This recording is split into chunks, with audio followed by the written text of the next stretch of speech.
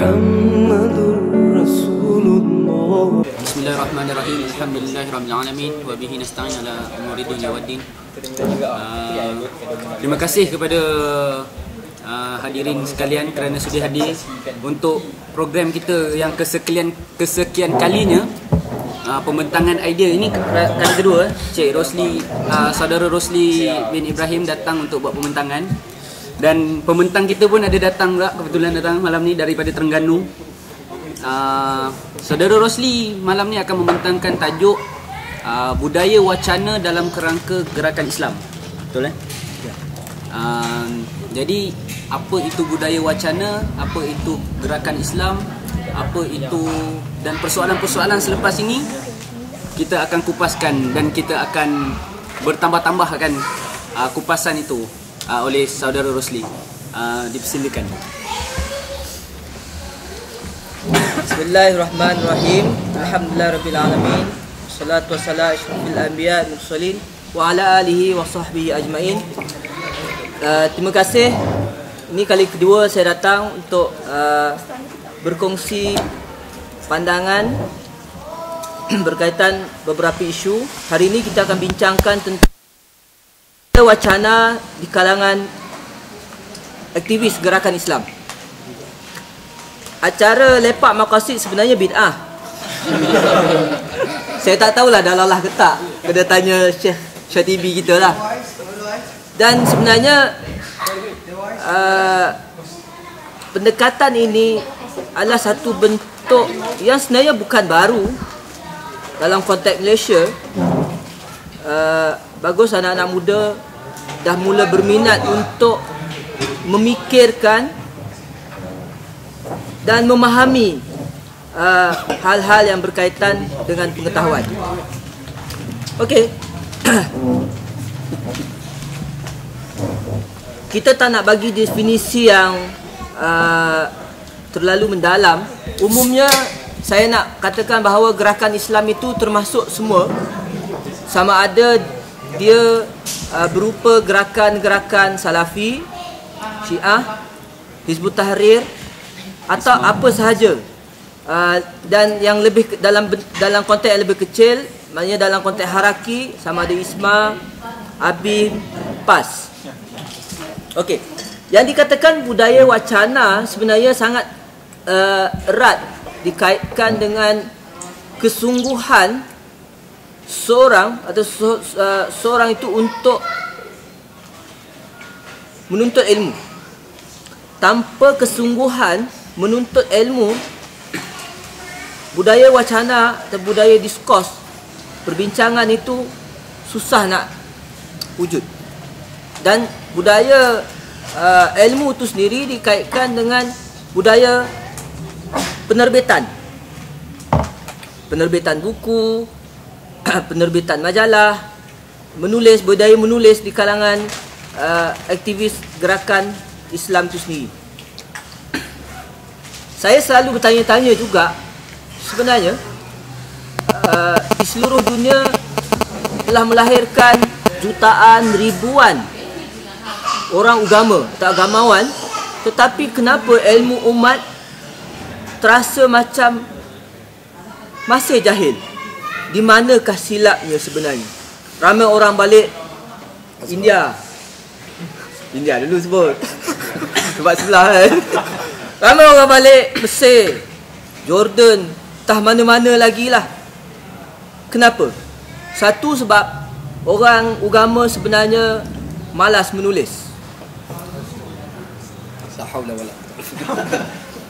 Malas berkongsi ilmu. Mungkin syok sendiri. Jadi satu lagi, tidak mahu melakukan kerja-kerja penterjemahan. Tidak melihat kerja-kerja penterjemahan itu sebagai kerja-kerja yang sangat penting. Macam yang saya pernah sebut dengan beberapa orang kawan, ada beberapa faktor yang menyebabkan gerakan Islam, budaya wacananya masih lagi di tahap yang dikira membimbangkan. Pertama, kita tengok gerakan Islam ni dia sebenarnya tidaklah sangat base kepada idea. Dia lebih kepada movement centric. Maksudnya saya begini, yang dikatakan movement centric ni, misalnya PAS ataupun mana-mana gerakan haraki di Malaysia, dia mahu menjadi ikhwan. Dia tidak mahu menjadi dalam konteks Malaysia. Sebab tu wacana-wacana yang ada di central dia akan copy paste sahaja. Lepas tu soal figure centric. Dia katakan figure centric ini maksudnya hanya berdasarkan tokoh. Biasa kita tengok Ikhwan, kenapa selepas Hassan Al-Banna syahid dibunuh, berlaku masalah krisis kepimpinan. Kemudian ada pertembungan kepimpinan dengan Syekh Qutb. Itulah krisis dan pertembungan dengan Syekh Qutb. Maknanya di situ figure centric sangat kental. Lagi satu, orang haraki sebenarnya secara sedar atau tidak sedar sebenarnya hidup dalam lingkungan mereka sendiri. Sebab tu timbul buku macam ni, Harun Taib. Sebab ni masuk YouTube jadi saya bawa lah. Masalah berbilang-bilang jamaah. Kenapa? Kerana dia nak jadi dominan. Dia nak jadi satu-satunya harakah yang syumuliah.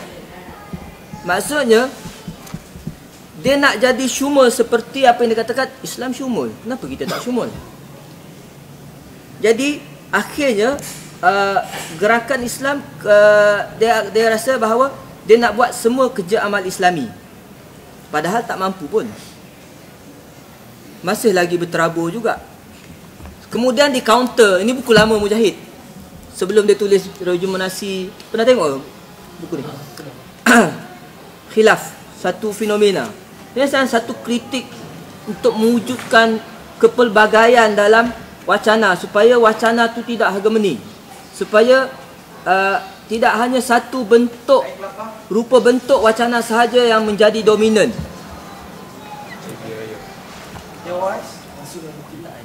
Okay, and then kita tengok juga sebenarnya dalam konteks Malaysia, saya cerita sebelum tahun 2000, sebelum meletusnya reformasi 98, sebenarnya dah wujud gerakan-gerakan lain.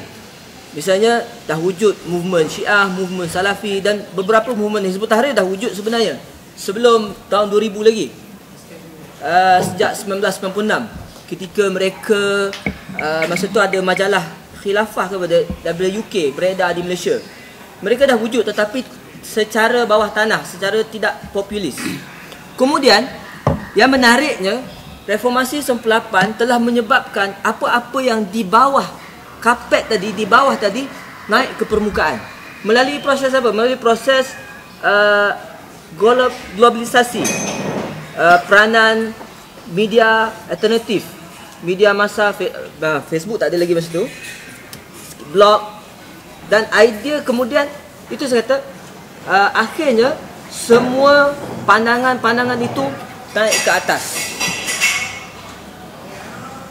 Di peringkat awal, ini realiti Malaysia, ini realiti yang berlaku dalam konteks Malaysia. Maknanya telah wujud kepelbagaian pandangan pasca reformasi 98, pasca tahun 2000, melalui proses penyebaran maklumat melalui internet. Okey. Jadi pertembungan akan wujud tau. Golongan kiri ada, golongan kanan ada, golongan Islamis dengan pelbagai kamp juga wujud. Jika kalangan gerakan Islam masih lagi hidup dalam lingkungan mereka, masih masih lagi berdiskusi dalam ruang lingkup mereka, mereka akan bermasalah bila berhadapan dengan idea-idea yang semakin rencam. Misalnya macam mana mereka melihat ideologi semasa. Macam Wan Ji timbulkan persoalan, macam mana gerakan Islam melihat ideologi semasa. Ideologi semasa tu kapitalisme, sosialisme, demokrasi dan yang lain-lain lah. Mereka melihat sebenarnya secara sangat simplistik.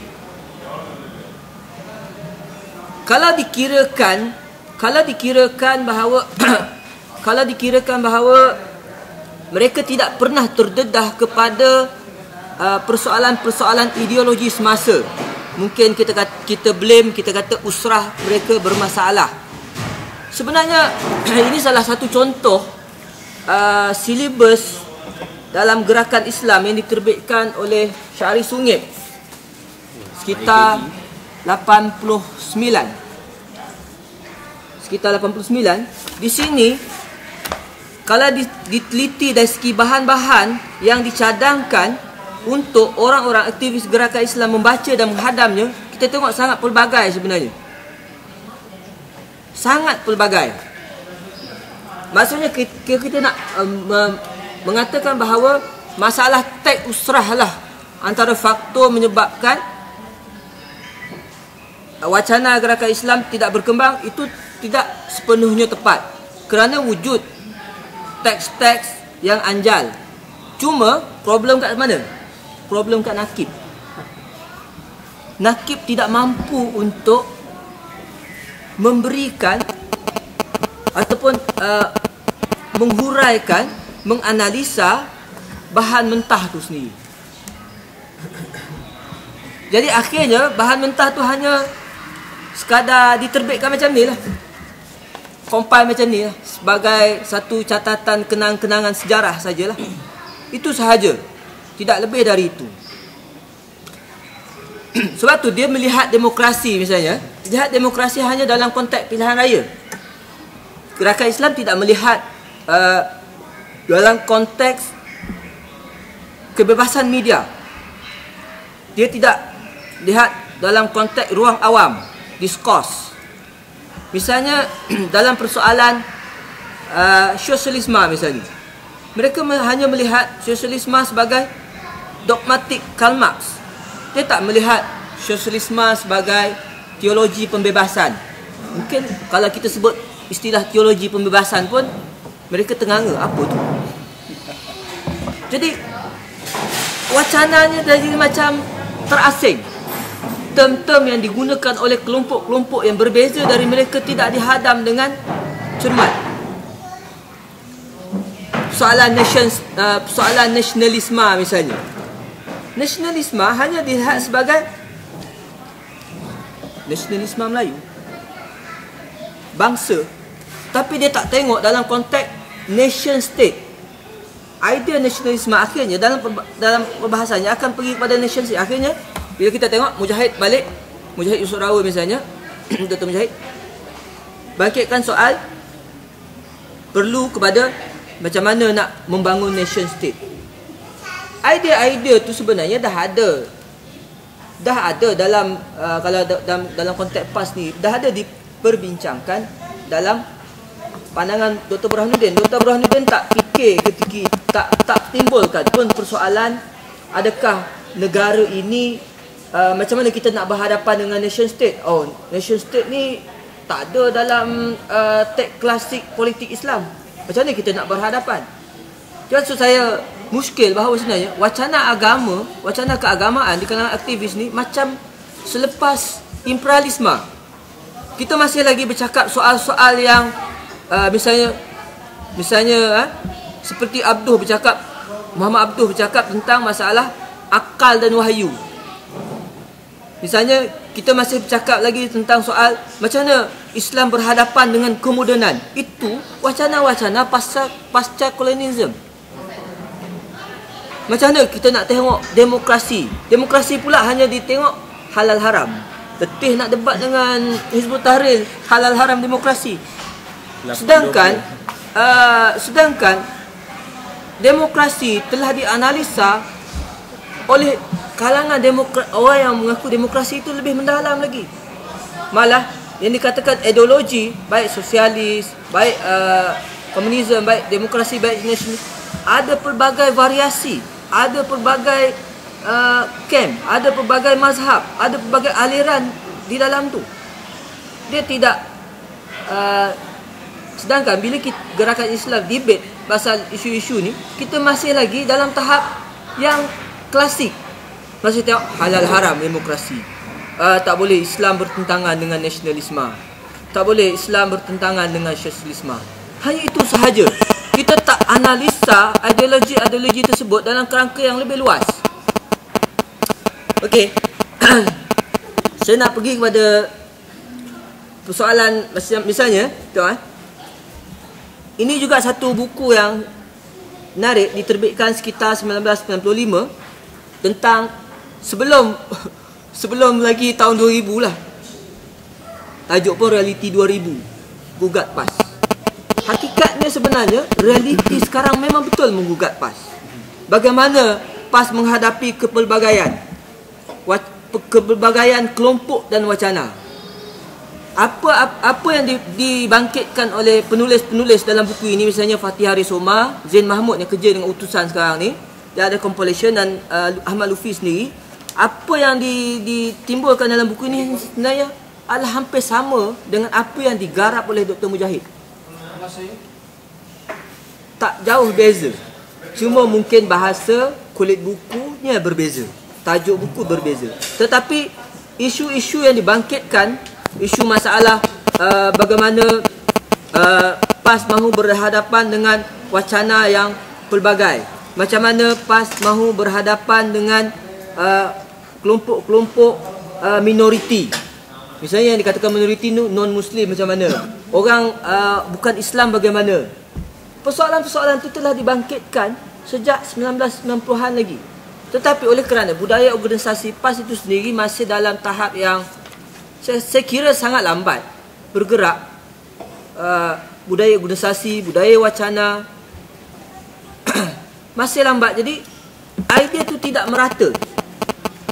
Idea pembaharuan dalam gerakan Islam, khususnya dalam konteks PAS, itu masih lagi dalam tahap yang macam tahun 1995. Inilah realiti 2000 yang sebenarnya dah kita hidup dalam dah 13 tahun.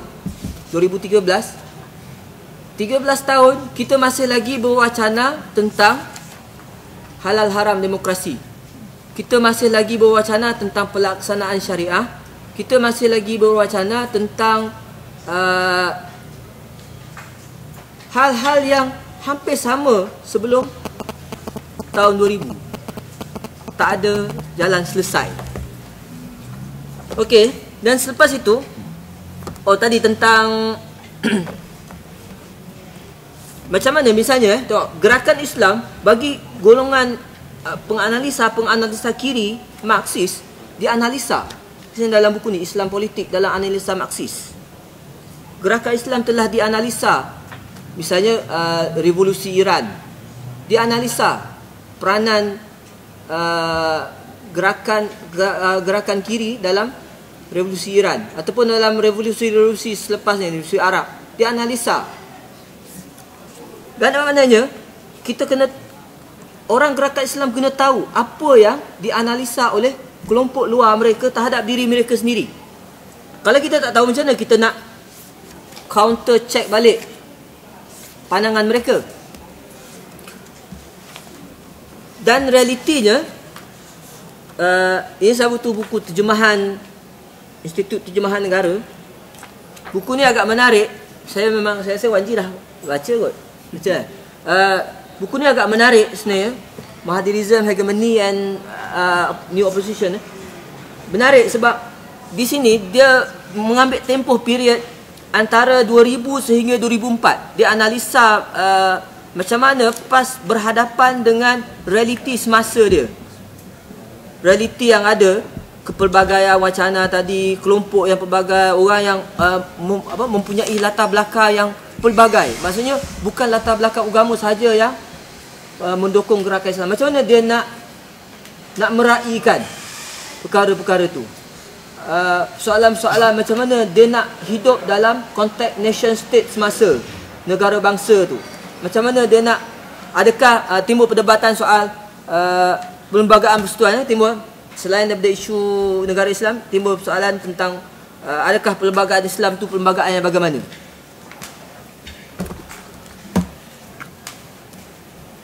Jadi inilah antara sebab kenapa saya melihat bahawa gerakan Islam jika masih lagi hidup dalam lingkaran sendiri, tidak mahu bertemu berwacana dengan pelbagai kelompok, mereka secara tidak sedar akan meruntuh dari dalam.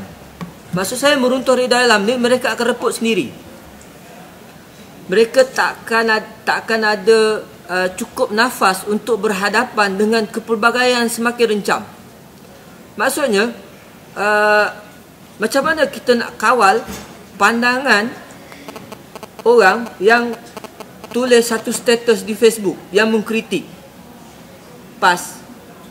Macam mana kita nak counter? Macam mana PAS nak counter? Memang susah. Betul tak? Jadi betapa kerencaman, maksudnya semangat zaman inilah semangat, boleh katakan semangat Facebook, semangat dunia cyber, di mana setiap orang memiliki dirinya sendiri. Maksudnya kita menulis satu status di Facebook, kita adalah diri kita. Jadi macam mana gerakan Islam nak berhadapan dengan keadaan tu, keadaan yang kerencaman dan kepelbagaian pandangan. Ini memang realiti 2000, ini kepelbagaian dan kerencaman pandangan. Okey, yang sesi kedua, sebelum kita masuk sesi soal jawab, saya nak diminta tentang isu OKU dan gerakan Islam itu sendiri. Sebelum tu saya nak bagi kenang-kenangan ni, edarkan 3 keping seorang. 3 keping seorang. Kenang-kenangan kepada kawan-kawan semua. Yang ni di situ ada ABC Braille, ada huruf Arab Braille dan ada surah Al-Fatihah yang saya telah buat dalam huruf Braille. Tapi di-citedkan lah, di print lah. 3 seorang ya? 3. Saya buat. Iya, hebat. Ini sebelum saya pergi kepada isu OKU dan inilah yang saya sebut hari itu tentang macam mana orang buta. Ini nama kertas ni Braillon. Ini nama kertas ni Braillon Di mana misalnya tengok nanti boleh edarkan. Peta semenanjung Malaysia, Manila Card dilekatkan, kemudian kita timbul bentuk gambar rajah peta semenanjung Malaysia. Di sini ditunjukkan tentang sempadan negeri. Ini memang negeri Kelantan lah. Kat sini. Tunjuk negeri sendiri. Tunjuk negeri sendiri. Sobiah.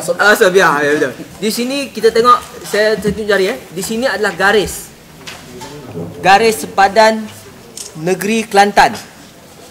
Maksudnya macam mana? Sebab tu deria rasa orang buta dilatih melalui kaedah ini.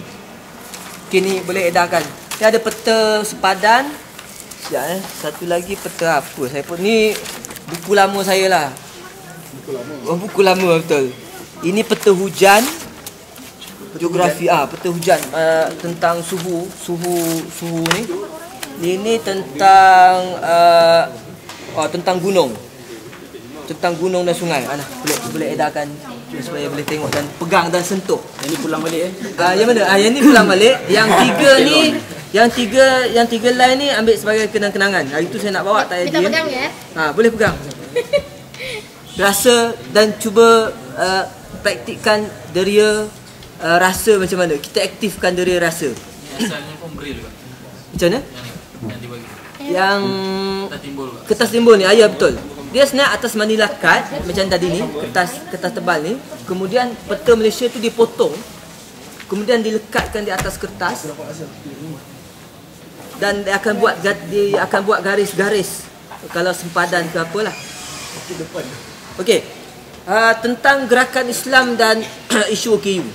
Sebenarnya gerakan Islam pada hemat saya masih sebenarnya sangat ketinggalan jauh melihat isu OKU sebagai isu mereka.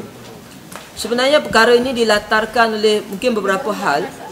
Pertama, paradigma gerakan Islam itu sendiri terhadap isu hak asasi itu sendiri. Sebab isu OKU masih lagi dilihat dalam kerangka simpati. Saya bagi contoh secara mudah beginilah. Saya ada RM10. Saya dah belanja RM10. Ada lagi tinggal RM1. Saya kata nak masuk tabung pun tabung dah penuh. Bank pun mungkin tak terima kalau masuk RM1 ni. Tak apa, bagilah dekat siapa-siapa yang rasa kita jumpa nak bagi dia. Nak bojing jahat. Jadi secara tidak langsung kita hanya sekadar bila ada lebihan. Itulah sebenarnya yang paradigma yang ada di kalangan gerakan Islam. Sekadar ada lebihan. Jika tak ada lebih, nasib lah. Tapi kalau kita bercakap dalam konteks hak, kita ada RM10, kita telah decide daripada awal bahawa RM3 ni hak orang, ini hak dia. Jadi macam mana pun kita hanya hadkan perbelanjaan kita RM7 sahaja kerana kita telah tentukan bahawa RM3 ni adalah hak orang lain. Itulah saya rasa perumpamaan yang paling mudah untuk kita faham bagaimana gerakan Islam tidak melihat isu OKU sebagai isu penting mereka. Sebab tu misalnya bila beberapa orang kawan saya menyertai PAS misalnya, mereka nak cuba gerakkan isu OKU ni sejak 1990-an lagi.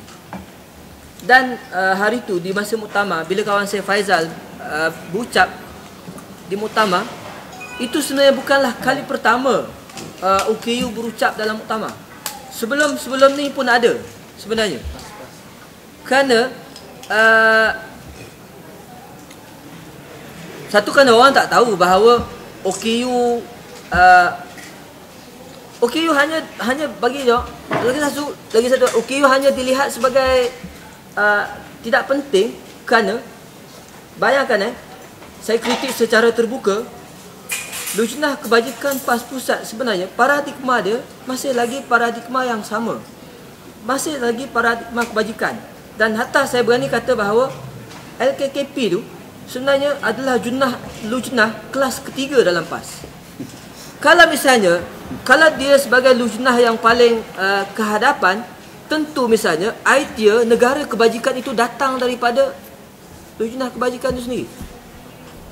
Dan sebenarnya konsep negara kebajikan kalau dengan secara yang betul boleh digarap dengan baik kalau paradigma diubah daripada paradigma simpati, daripada paradigma kesian kepada paradigma hak. Maksudnya orang miskin juga ada hak untuk hidup.